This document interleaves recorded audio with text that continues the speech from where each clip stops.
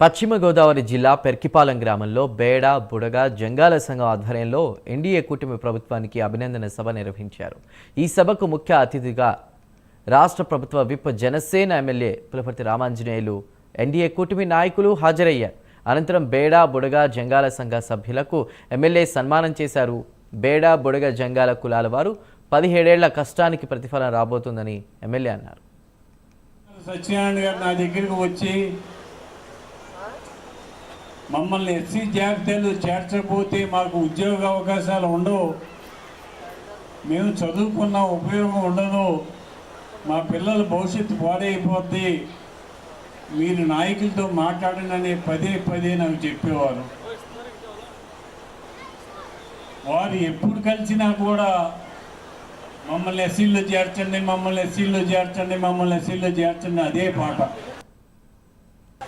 మీరందరూ ఆ విధంగా కష్టపడ్డందుకే ఈరోజు మొన్న 20వ తేదీ అసెంబ్లీలో తీర్మానం జరిగేటప్పుడు మీరు గమనించినట్టయితే ఫస్ట్ స్టార్టింగ్ చేసినప్పుడు గౌరవ ముఖ్యమంత్రి గారి నోటి గుంట వచ్చింది బేడ బుడగ జంగం 5 నిమిషాలు మాట్లాడారు, ముగించేటప్పుడు 10 నిమిషాలు మనదే మాట్లాడారు అని కూడా ఈ సభలో మీ అందరికీ తెలియజేస్తా ఉన్నాను.